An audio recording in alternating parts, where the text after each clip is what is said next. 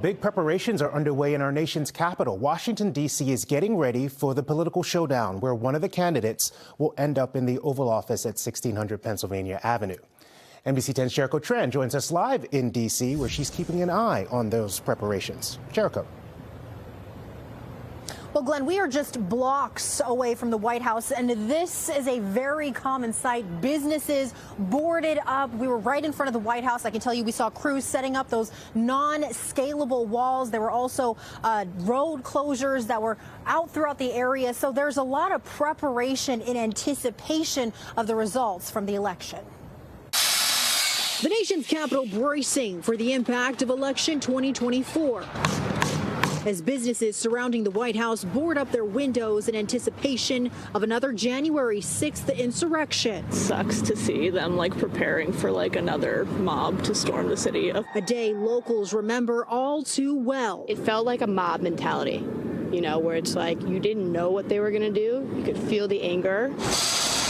Now as the end of the race draws near, both candidates are neck and neck, with NBC's national ballot showing Democratic candidate and Vice President Kamala Harris garnering support from 49% of voters, and Republican candidate and former President Donald Trump also with 49% of voters, leaving 2% undecided. People have become more divisive nowadays when it comes to politics.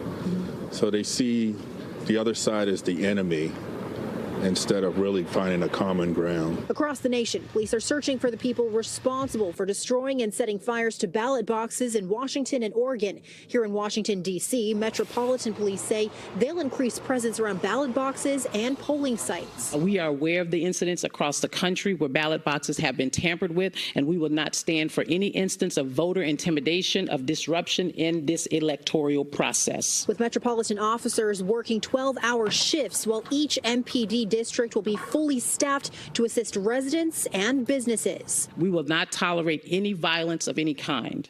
We will not tolerate any riots. We will not tolerate the destruction of property. We will not tolerate any unlawful behavior. Now, I would like to point out that right now, Metropolitan Police say they are not monitoring any credible threats, but they will see an increased police patrol starting tomorrow and running through Election Day on Tuesday. In Washington, D.C., Jericho Tran, NBC 10 Boston. Jericho Tran, live in the nation's capital. Thank you. Stick with NBC 10 Boston and NBC News for live election night coverage here in New England and across the country. Get up-to-the-minute race results as polls close on Tuesday. Live local coverage starts at 4 on Election Day. We'll have live updates on local and national races once the polls close and throughout the night.